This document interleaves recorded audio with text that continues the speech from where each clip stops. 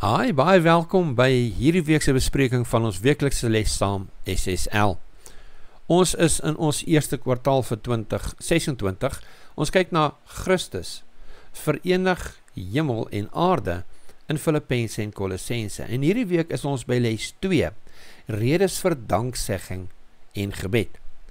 Hierdie week se geheerteksvers is in Filippense 1 vers 6. Dit lees: Omdat ek juis hierop vertrou, dat hy wat 'n goeie werk in julle begin het, dit sal volëindig tot op die dag van Jesus Christus. Ek lees weer: Omdat ek juis hierop vertrou, dat hy wat 'n goeie werk in julle begin het, dit sal volëindig tot op die dag van Jesus Christus. Dis dan Filippense 1 vers 6. Kom ons open met gebed. Hemelse Vader, baie dankie dat ons weer die geleentheid het om u lesie met mekaar te deel, te bespreek. Mag u asseblief u woord op ons harte skryf en ons help, Here, om u beter te leer ken. In Jesus se naam, amen. Hi vriende, weer eens baie welkom by hierdie weekse bespreking van ons les. Ek wil vir diegene wat die duimselknopie druk, baie dankie sê vir julle ondersteuning.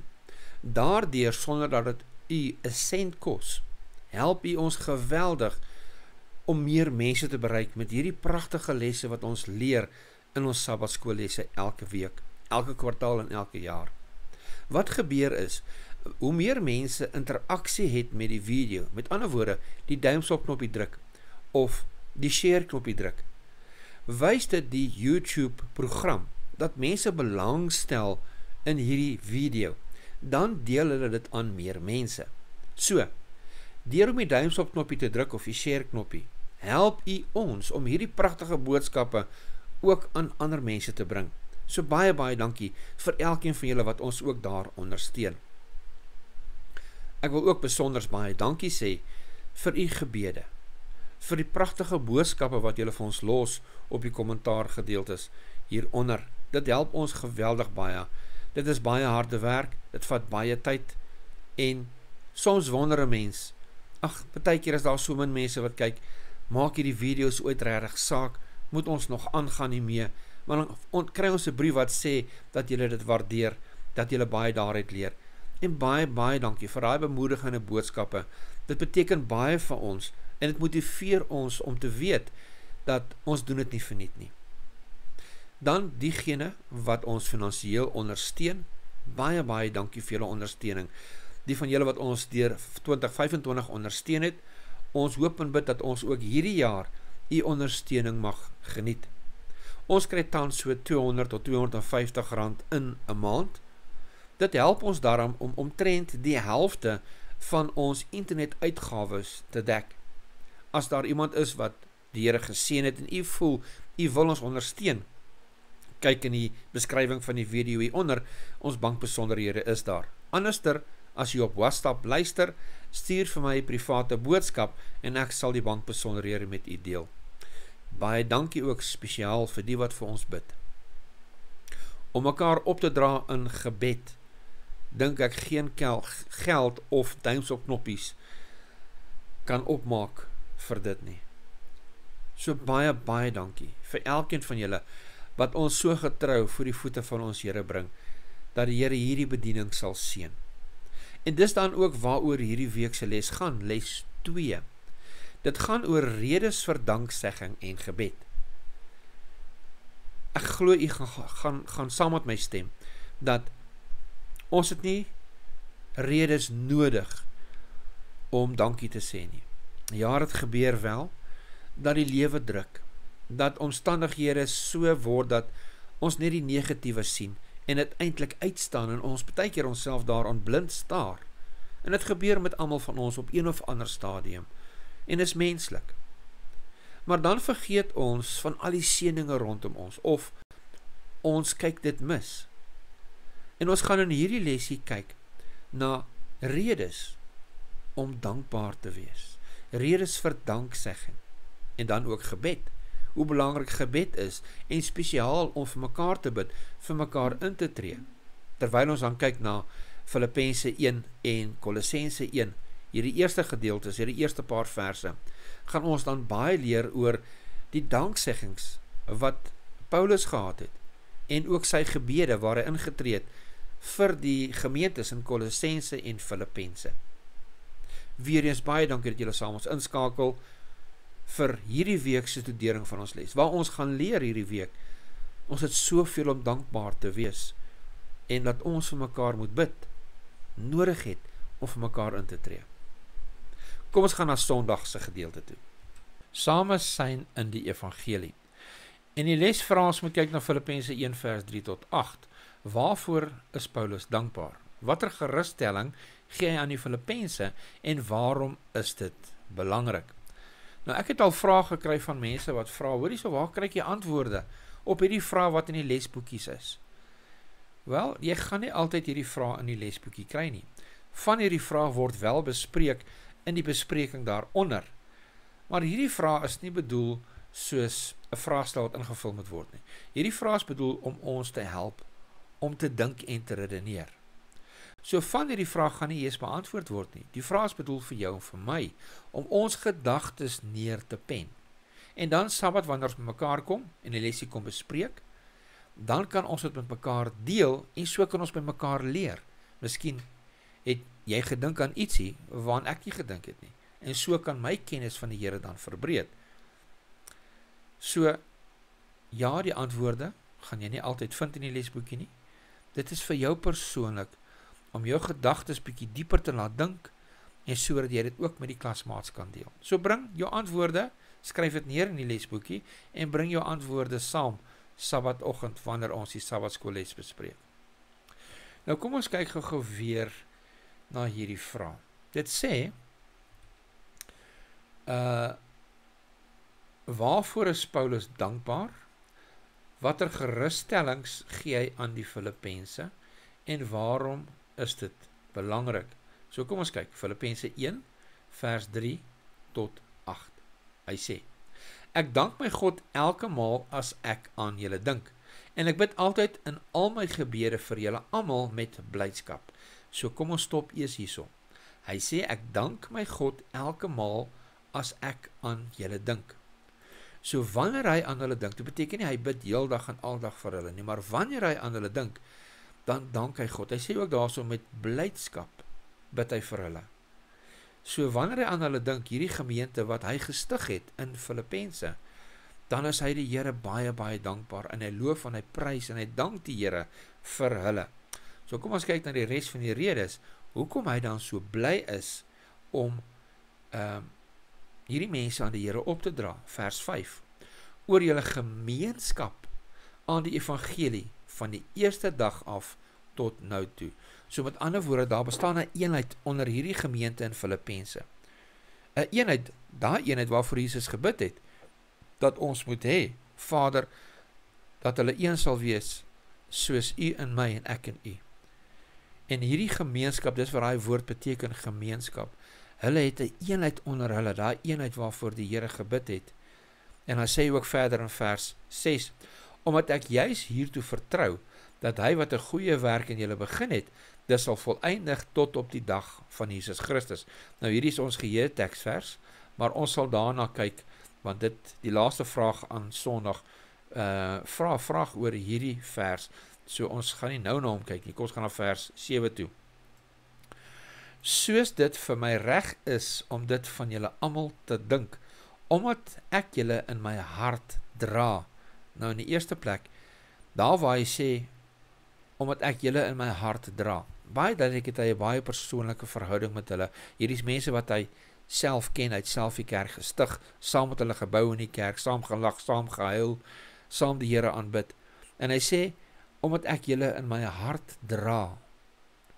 Nou, hierdie is 'n klank van wat ons ook sien in die Ou Testament. En ons weet die Ou Testament is grootendeels profeseë en beelde. En wanneer ons kom by die priesterdom, die tempelsysteem, weet ons die verlossingsplan is vir ons daar uitgebeeld. En wanneer ons dan kyk na die hoëpriester, het hy sekere klere aangehad. En een van sy kledingstukke was 'n borsplaat van goud. En hierdie borsplaat het dan edelgesteentes gehad wat binne in die borsplaat gegiet is. 12 stene. En op elke steen was daar 'n naam van 'n stam, die 12 stamme van Israel, op die 12 stene geskryf. So het hy dan, wanneer hy vir die volk ingetree het voor die rookofferaltaar, die volk op sy bors of op sy hart gedra. Natuurlik hierdie was 'n beeld van ons ewige hoëpriester Jesus Christus, wat vir ons intree in die hemelse heiligdom, en hy dra ons, sy kinders, op sy hart. Hierdie liefde wat Christus vir ons het, dat hy vir ons gesterf het op die kruis. Hierdie liefde wat hy vir ons het, dra hy nou vandag nog op sy hart, elkeen van ons, by die naam, voor die Vader. En is hierdie selfde liefde wat ons sien hierso weer klank word, wanneer Paulus sê, omdat ek julle in my hart dra. Maar kom ons kyk dan verder, hierso by vers 7, sê dit verder, aangesien julle almal in my boeye, sowel as in die verdediging en bevestiging van die evangelie, my deelgenote in die genade is. Nou onthou nou, Paulus is in die gevangenis toe hy hierdie geskryf het. En hy sê hierso vir hulle, aangesien julle almal in my boeye, sowel as in my verdediging, bevestiging van die evangelie, my deelgenote in die genade is. Hoe is hulle deelgenote? Hulle is nie saam in die gevangenis nie. Natuurlik nie. Soos wat hy hulle op sy hart dra, so dra hulle hom op hulle harte. So dis 'n wederwysige liefde wat hulle het vir mekaar, daai persoonlike diep verhouding wat hulle het in Christus. En wat bedoel hy as hy sê dat hulle sy deelgenote is? Hy sê hierso, in boeye, met ander woorde, soos dat hy geboei is hulle in hulle harte geboei, omdat hy geboeid is, die een van wie hulle lief is. Hy sê, sowel as in die verdediging en die bevestiging. Nou, hy is in die tronk, deur die beskuldigings van die Jode, om sy geloof te verdedig. En hier is hulle deelgenote, want hulle ondersteun hom, sodat hy brood het om te eet elke dag. Hulle ondersteun hom in gebed, hulle ondersteun hom aan briewe en boodskappers, om hom te ondersteun, in wat dit daar moet deurgaan. So daarom sê hy, julle is my deelgenote, in die verdediging en bevestiging van die evangelie. En dan in die laaste vers, in vers 8, lees ons, waar hy sê, want God is my getuie, hoe ek na julle almal verlang, met die innige tederheid van Jesus Christus.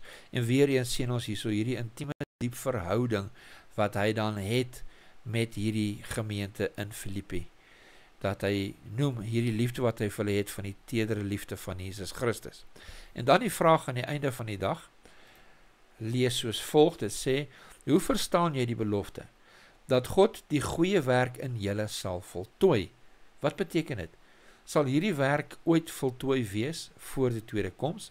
Dis nou Filippense 1 vers 6, so kom ons kyk dan nou vinnig na hom toe, en het lees, en dis ons geheerteks vers 4 die week, hy sê, omdat ek juist hierop vertrou, dat hy wat 'n goeie werk in julle begin het, dis natuurlik Christus, dis God, die Heilige Gees, dit sal voleindig tot op die dag van Jesus Christus. So gaan dit dan nie ophou nie. En die antwoord is nee, dit gaan nie ophou nie, want hier word gepraat van die proses van heiligmaking, die proses van om die Here beter te leer ken.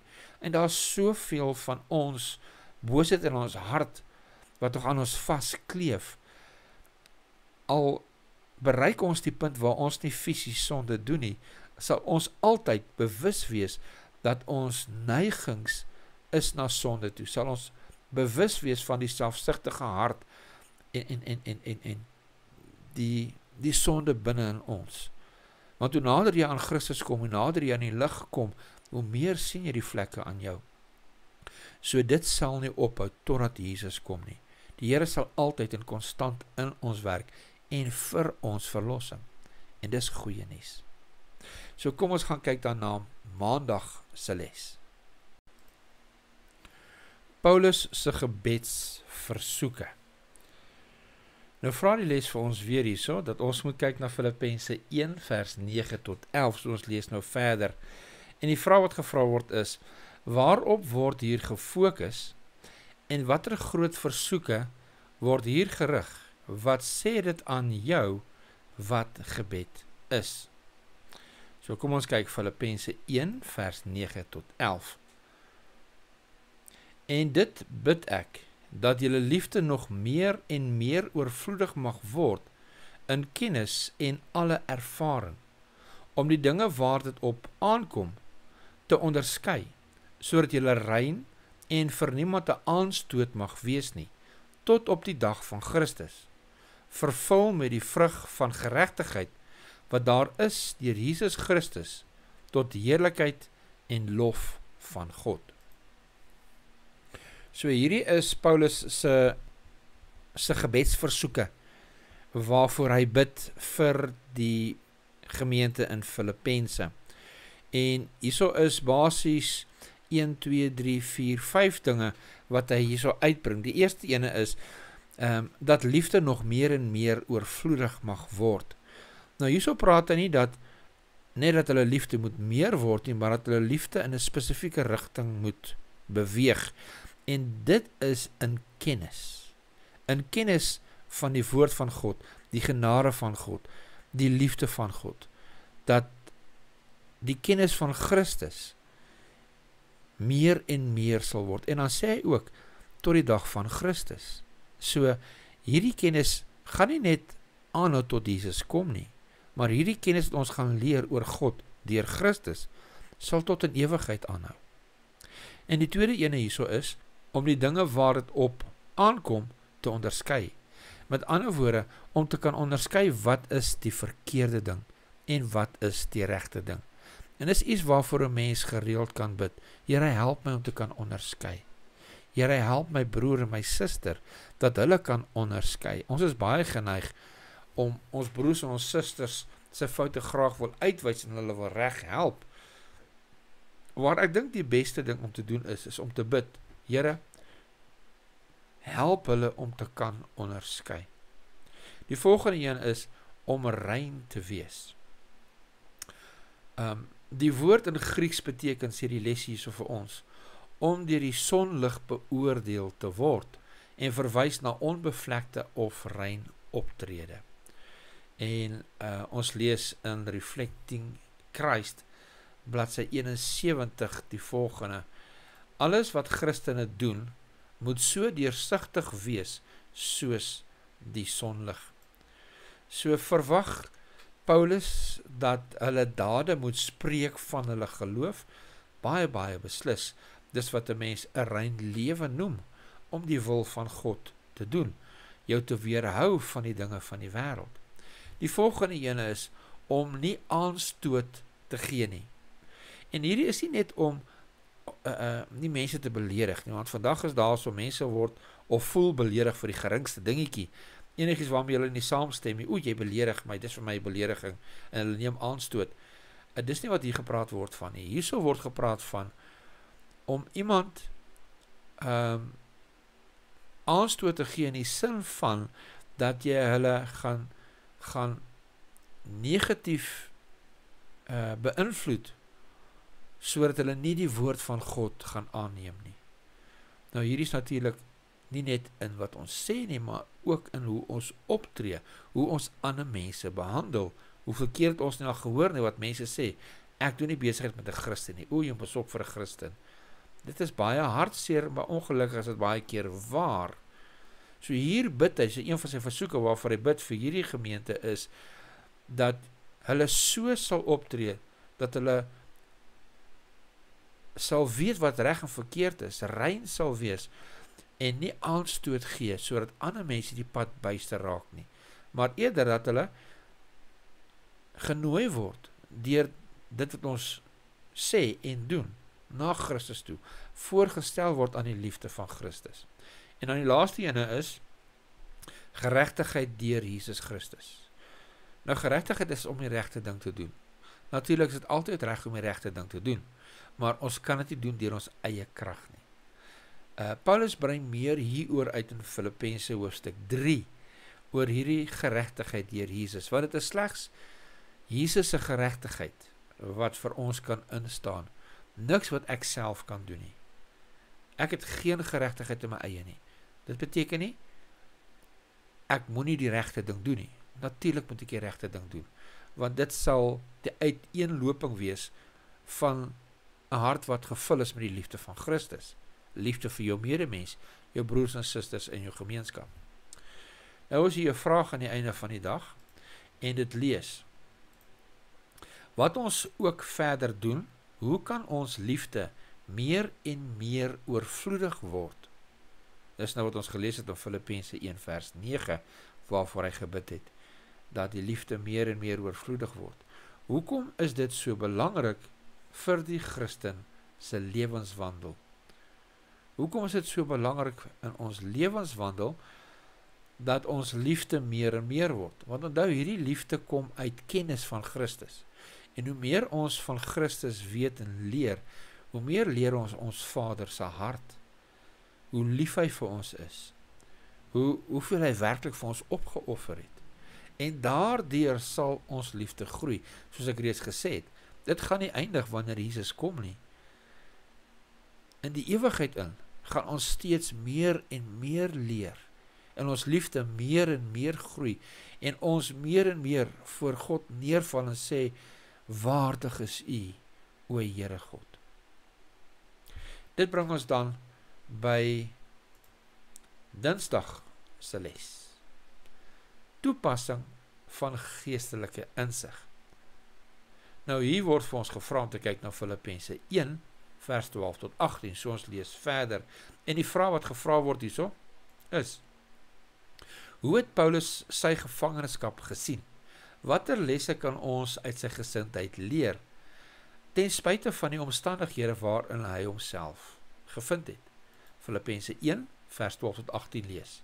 En ek wil hê dat julle moet weet, broeders, dat wat my wedervaar het, eerder op bevordering van die evangelie uitgeloop het. So wat hy sê, dit wat my gebeur is, hierdie gevangenskap, dit is eerder op die bevordering van die evangelie. Met ander woorde, hierdie is 'n goeie ding wat gebeur het.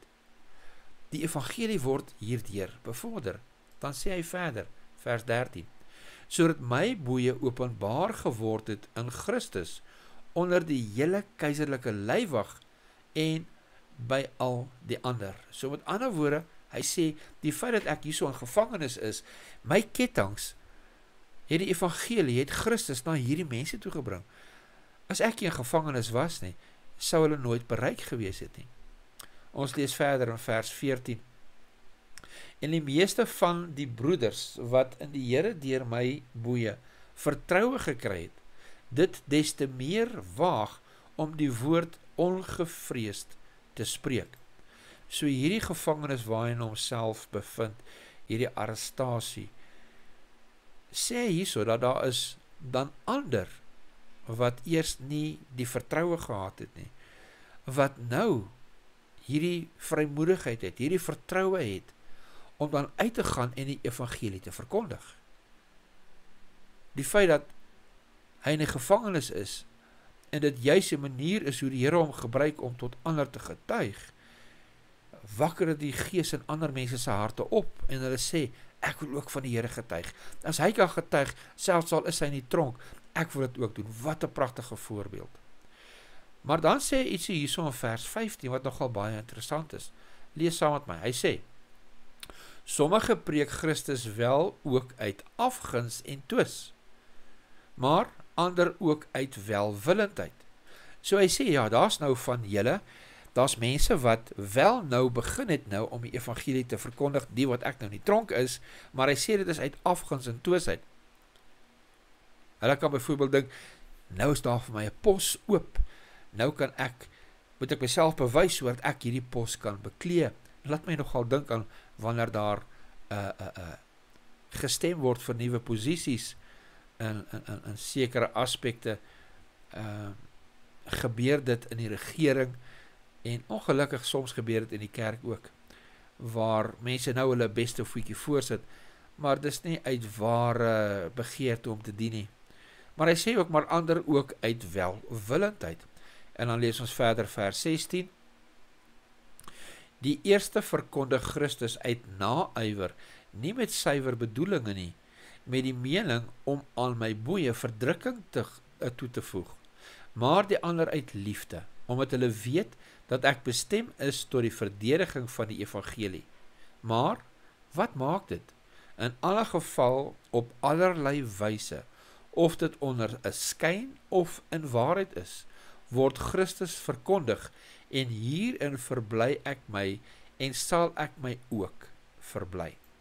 So, ons het begin hier in Sondagse les, waar hy sê ek verbly my oor julle, en die hele tyd is hy bly, hy is in gevangenis, maar tog is sy gemoed is, hy's bly, en hy dank die Here elke dag. So dit is punt nommer 1, die omstandighede waarin hy homself bevind, het hy besef, maar dit is eintlik die Here se doel hierdie gewees, sodat hierdie mense bereik kan word, en daarom is hy so dankbaar vir sy omstandighede, want nou het hy die geleentheid om hierdie mense te bereik. Maar hierdie omstandighede het ook nog geskep, dat mense wat vroeër skaam was om die evangelie uit te dra, nou bereid was om die evangelie uit te dra. Sommige van hulle, die het gedoen omdat hulle miskien dink, ja nee, ek kan miskien iets hieruit kry nou, mense kan miskien opkyk na my, of hoe dit ook al sy, maar ander doen dit uit liefde. Maar dan sê Paulus hierso, maak nie saak wat hulle rede is nie. Ten minste word Christus verkondig, en dit is nou die primêre doel, dat die wêreld ingegaan moet word, en Christus aan mense verkondig moet word. Want ons weet, die Here kon deur 'n donkie praat. Dan kan die Here ook deur iemand praat, wat sy hart nie altyd rein is nie. Maar hoe dit ook al sê, God se wil sal altyd seëvier. Nou aan die einde van Dinsdag is hier ook 'n vraag, kom ons kyk daarna. Dit sê, watter les het jy geleer uit ondervindinge wat, alhoewel dit onbetwisbaar sleg was, ook sekere voordele tot gevolg gehad het, selfs in gevalle waar 'n voordeel dalk nie sigbaar is nie. Hoe kan ons leer om ten spyte daarvan op God te vertrou? So die vraag is basies, het jy al 'n geleentheid of iets met jou gebeur wat nie goed was nie? En as jy nou moet terugkyk vandag, dan sien jy maar wie, die Here het eintlik 'n plan gehad daarso, en daar het wel ietsie daaruit gekom wat 'n goeie ding was, wat miskien nie sou gebeur het, as dit nie vir hierdie omstandighede was nie. En weet julle, baie keer is dit selfs so, dat ons in 'n moeilike omstandighede beland, as gevolg van ons eie besluite, ons eie dade, miskien verkeerde dade, en dan tog kom iets goeds daaruit, beteken nie, dat God het gekies, dat ek daai verkeerde daad moet doen nie. Dit beteken net dat God selfs deur my verkeerde keuses 'n goeie ding kan laat uitkom. Maar as daar iets is, soortgelyk wat met u gebeur het, asseblief deel dit met ons in die kommentaar gedeelte hieronder. Ek sal baie graag u getuie wil hoor. Ek sal my getuie in die kommentaar gedeelte hieronder plaas. U kan dan daarna gaan kyk. Kom ons gaan dan nou na Woensdag se les toe. Woensdag se opskrif is die vrug van die evangelie. En die les vir ons kyk na Kolossense 1 vers 3 tot 8. Die vraag is, watter 3 dinge dank Paulus God voor? So Kolossense 1 vers 3 tot 8. Ons dank die God en Vader van ons Here Jesus Christus altyd as ons vir julle bid, omdat ons gehoor het van julle geloof in Christus Jesus en julle liefde tot al die heiliges. Nou hier is 'n verskil. Hy sê hierso, wat ek van julle weet, is wat ek gehoor het. So hy het die eerstehandse ondervinding nie. Andersins as Filippense het hy nie die gemeente in Kolossense gestig nie. Hier is dit aan hom verslag gelewer oor die kerk wat daar gestig is en wat alles daar gebeur. So kom ons lees verder. Vers 5. Vanweë die hoop wat vir julle weggelê is in die hemele, waarvan julle vroeër gehoor het deur die woord van die waarheid van die evangelie. So hy sê hierso dat hulle 'n hoop het op dit wat weggelê is in die hemele. So hulle hoop is nie op die aarde nie, is nie die aardse besittings nie, maar hulle het hierdie hoop wat geloof in Christus Jesus is, en liefde tot die heiliges, wat hulle hoop is, wat vir hulle weggelê is in die hemel, hulle dit ontdek. En dan sê dit, waarvan julle vroeër gehoor het deur die woord van die waarheid van die evangelie. So die woord van die evangelie bring dan hierdie kennis. En dieselfde soos met Kolossense, waar hulle moet groei in liefde, is dit slegs deur kennis. En hier sien ons dieselfde, dis deur die kennis van die evangelie, wat hulle hierdie geloof in Christus en hierdie hoop het. Kom ons lees verder in vers 6. Wat julle sowel as die hele wêreld bereik het. Nou hierdie is baie interessant, hy sê dat hierdie evangelie die hele wêreld bereik. En kan dit letterlik wees, die hele wêreld? Wel, dit wil so voorkom, daar is dokumentasie wat wys dat in daai tyd hierdie evangelie die hele wêreld bedek. Maar 'n bietjie meer daaroor op 'n ander keer. Ons lees verder vers 6. Dit sê, wat julle sowel as die hele wêreld bereik het, en dit dra vrug, net soos onder julle ook, van die dag af dat julle dit gehoor het, en die genade van God in waarheid leer ken het. So dieselfde wat ons sien met die Filippense, waar hy sê, hulle moet groei, sê hy hierso ook, dat daar word vrugte gedra, met ander woorde, daar's groei, die proses is vorentoe. En dan vers 7, soos julle ook geleer het van Epaphras, ons geliefde medediensknegt, wat 'n getroue dienaar van Christus vir julle is. Ek lees vers 8 ook, wat ook julle liefde in die gees aan ons te kenne gegee het. So hierdie man met die naam van Epaphras, hy is die een wat die kerk in Kolossense gestig het. En hy dan verslag gelewer aan hulle wat in hierdie kerk gebeur. En so spreek hy hulle ook dan aan, anderster as die Filippense, want hier sien ons, hy praat van wat hy van hulle gehoor het. Maar dan sien jy 'n vraag aan die einde van die dag, wat sê, in Kolossense 1 vers 5, skryf Paulus oor die hoop wat vir julle weggelê is in die hemele. Hoe verstaan jy daar die hoop, en hoekom is dit persoonlik op jou van toepassing, al is jy waarlik onwaardig? Wel, dis nou juis hoekom daar vir ons hierdie hoop weggebere is in die hemele.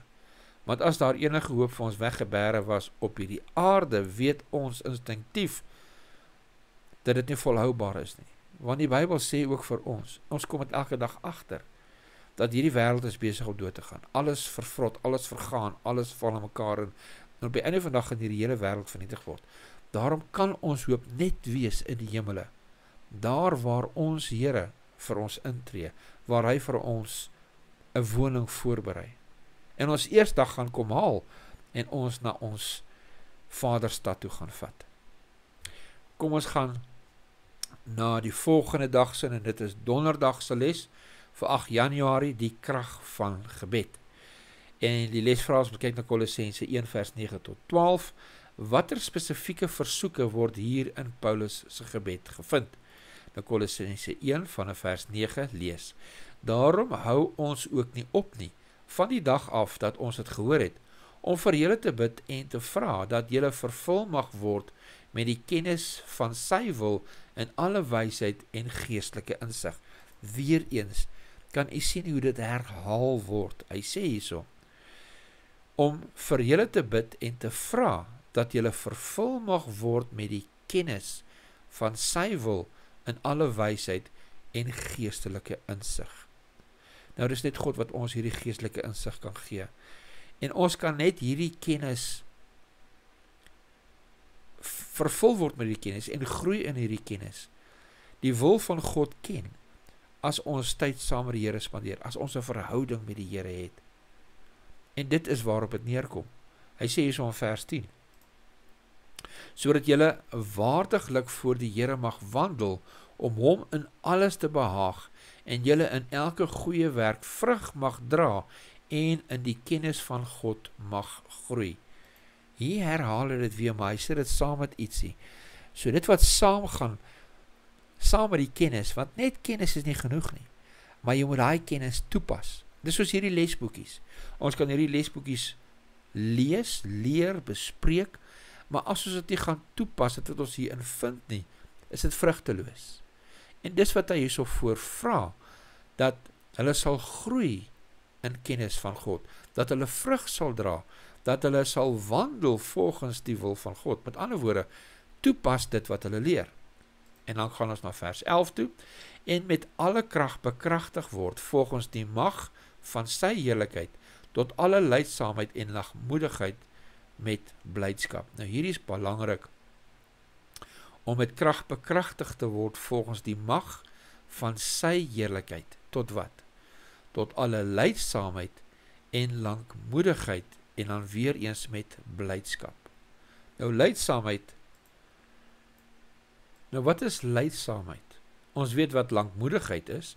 Lankmoedigheid is om geduldig te wees, om nie op te gee nie, maar lydsaamheid het 'n bietjie van 'n meer dieper betekenis. Lydsaamheid is om selfs al gaan dit moeilik, in tye wanneer ek lyding ervaar, om nog steeds getrouheid en geduld te beoefen. En dan vers 12 lees ons, en die Vader mag dank wat ons bekwaam gemaak het om deel te hê aan die erfdeel van die heiliges in die lig. So, en om die Vader te mag dank. Nou, hoekom sal ons dankbaar wees aan die Vader? Hoekom is dit so nodig vir ons om altyd dankbaar te wees? Vir wat die Here vir ons doen. Ons weet dat ons kinders wil leer, dat hulle graag dankbaar moet wees. Vir enigiets wat enigiemand anders hulle doen. Want dit is 'n goeie ding. En wanneer die Vader sy seun vir ons gegee het, dat hy vir ons sterf op die kruis, is dit nie die regte ding om dankbaar te wees nie. Die ding is nie al wat hy gedoen het nie. Hy het die hemel verlaat. Hy het sonde kom oorwin. Wat nie maklik is nie. Almal van ons wat onder versoeking, dis almal van ons het onder versoeking gelei al, en ons weet hoe moeilik dit is. Die ding is, Jesus het uitgehou, en nooit ingegee nie. Dan het hy vir ons gesterf op die kruis. Hy het die prys vir ons sondes betaal. Hy het die dood oorwin. Hy het opgevaar, en hy tree nou vir ons in, en hy skenk ons alles wat ons nodig het, om gered te word. En dis meer as genoeg rede om dankbaar te wees. Hier is 'n vraag aan die einde van donderdag, en dit lees. Indien iemand jou sou vra, hoe weet jy dat God besig is om jou te lei in 'n een of ander rigting? Hoe sou jy antwoord? En hoekom? Nou hierdie is 'n baie goeie vraag. Want ons moet mos getuie kan gee van wat ons glo en hoekom ons dit glo. So, hoe weet ek dat God besig is om my in 'n sekere rigting te lei? Wel, dit gaan slegs moontlik wees deur 'n verhouding met die Here te hê. 'n daaglikse verhouding, en dan ook te groei in jou kennis en jou liefde van God. Gesels met ons in die kommentaar gedeelte en deel jou gedagtes met ons asseblief. En dan, dit bring ons by Vrydag vir verdere studie. Is 'n aanhaling wat ons nou gaan lees, maar kom ons begin eers by die vraag. Hier is 3 vrae, en so terloops, as jy nie die lesie gekry het nog nie, ek weet die aanlyn lesie is laat, ek weet nie of dit nou al op is nie, maar laas wat ek gesien het vroeër vandag was die lesie wat aanlyn gegee word nog nie beskikbaar nie. Dit is wel beskikbaar op ons webtuiste, sabbatskoolles.weebly.com, in PDF vorm, die hele kwartaal se lesse. So gaan besoek gerus ons webtuiste, gaan klik daarso op hierdie kwartaal, eerste kwartaal se les, en dan sal jy dit in PDF kan aflaai, sodat jy van daar af ook jou lesie kan studeer. Die van julle wat nou nog nie 'n lesboek gekry het nie, dan kan julle saam met ons hierdie lesies saam studeer en kyk na hierdie vrae. En asseblief, soos ons kyk na hierdie vrae, deel jou antwoorde van hierdie vrae met ons. Soos wat ons nou gesien het, hierdie vrae is bedoel vir ons om te begin dink en te redeneer en dit dan ook met mekaar te deel. En so leer ons met mekaar. So kom ons kyk na hierdie vraag. Die eerste vraag is: dink na oor die afgelope week en maak 'n lys van dinge waarvoor jy dankbaar is. Sou jy dalk meer hê om voor dankbaar te wees as wat jy besef? En natuurlik, die antwoord is ja, baie beslis. As ek mooi moet gaan sit en dink, gaan ek baie meer hê waarvoor ek dankbaar is. En miskien moet mense 'n bietjie meer doen, want mense is geneig om baie negatief te raak oor al die negatiewe dinge in die wêreld. Maar as 'n mens gaan sit, soos dat liedjie sê, count your blessings, name them one by one. Dit gaan ons bemoediging gee. Dan gaan ons sien hoe die Here ons seën, en dit gaan soos salf vir ons harte wees. Kom ons kyk na vraag 2. Vraag 2 lees: Dink goed na oor die laaste sin van Ellen G. White se aanhaling hierbo. Dit is 'n kragtige geloofsverklaring.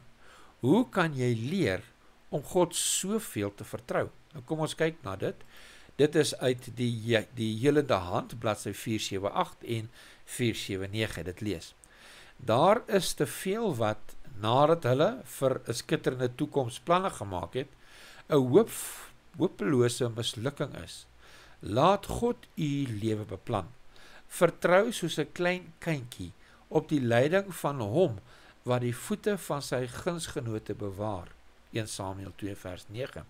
God lei sy kinders nooit langs 'n ander weg as wat hulle self sou gekies het, as hulle die einde van die begin af kon sien en die heerlikheid van die doel kon gewaar wat hulle as medewerkers van hom vervul nie. Wat 'n pragtige gedeelte. Dat ons daardie vertroue en geloof op die Here sal hê, dat ons sal weet, dat al gaan ek nou deur 'n moeilike ding, al sien ek nie nou die lig nie, weet ek, dat ek hier is waar ek is, omdat God my hier kan leer, my hier kan gebruik. En sou ek geweet het wat die uitkoms gaan wees, sou ek miskien meer vertrou in die Here kon gehad het. Maar nou ken ons nie die uitkoms nie.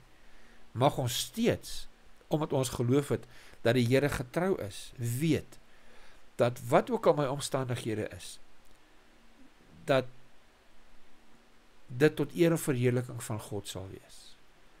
Dat dit tot uitbreiding van sy koninkryk sal wees. Dat dit tot die redding van siele sal wees. En eendag sal die Here dit aan ons openbaar. En ek dink ons gaan verstom staan, wanneer die Here aan ons wys, onthou jy daai tyd? Onthou jy wat daar gebeur het? Kyk, wat is die uitkoms? Glo dit. God is getrou. Kom ons kyk na die derde vraag. Die derde vraag lees. Is nogal 'n lang gedeelte. Dit sê, met Kolossense 1 vers 6 en 23 in gedagte, bespreek die volgende verklaring. Vir 40 jaar het ongeloof, murmurering en rebellie antieke Israel van die land Kanaan uitgesluit. Dieselfde sondes het die toegang van moderne Israel tot die hemelse Kanaan vertraag. In die een van hierdie gevalle was die beloftes van God foutief nie. Dit is die ongeloof, wêreldsgesindheid, die ongewydheid van die tweedrag tussen die Here se belydende volk wat ons in hierdie wêreld van sonde en hartseer vir so baie jare gehou het. As die kerk van Christus die taak uitgevoer het wat die Here aan hom opgedra het, sou die hele wêreld al gewaarsku gewees het en sou die Here Jesus met groot krag en heerlikheid na die aarde gekom het. Wow, wat 'n stelling. En dan hierso, op watter maniere is ons dalk aan dieselfde dinge skuldig? Is ons aan die slaap? Is ons traag om ons opdrag uit te voer? En hierso is 'n woord wat hierso genoem word, en daai woord is, dit word genoem ongeloof, wêreldsgesindheid, ongewydheid. Ongewydheid beteken, jou lewe is nie toegewy aan God nie. Daar's ander dinge wat prioriteit in jou lewe het. Waar die prioriteit in ons lewe moet God en sy koninkryk wees. Want alles, die res van die dinge waarvoor ons leef op hierdie aarde is tydelik. Maar God se koninkryk is vir ewig. En dit is eintlik die doel, die mikpunt, nie die aarde nie. Nie die aarde se rykdom en die aarde se vreugde nie. Wel, op watter maniere is ons dalk aan dieselfde dinge skuldig? Gesels met my in die kommentaar gedeelte hieronder. Ek hoor baie graag van jou. Baie dankie vir elkeen van julle wat saam met ons ingeskakel het vir hierdie week se les. Weereens baie dankie vir julle wat ons ondersteun, deur die duimspoelknopie te druk, die share knoppie, vir ons te bid, die kommentaar en die bemoedigings wat u vir ons stuur op die boodskappe, en ook vir die wat ons finansiëel ondersteun. Mag die Here elkeen van julle ryklik seën. Voor ons tot sien sê, kom ons sluit af met gebed. Hemelse Vader, baie dankie vir hierdie pragtige les van hierdie week. Ons is soveel om dankbaar te wees. Hemelse Vader, ons gebedlyste is sonder einde, want Here, as ons eens moet begin tel, al die seëning wat U in ons lewens elke dag op ons uitstort, is ons vingers, ons tone, is te min. Help ons Here asseblief om te konsentreer op al hierdie seëning wat U vir ons gee, en dan in dankbaarheid. Here, nie net dankbaar wees in ons harte nie, maar ook ons dankbaarheid uitleef, en hierdie vreugde ook met ander te deel. Dankie Here, vir elkeen wat ons ondersteun. Sal U julle elkeen asseblief spesiaal seën, in Jesus se naam. Amen. Daar sê, baie dankie dat julle saam ingeskakel het. Tot volgende keer. God se ryke seën.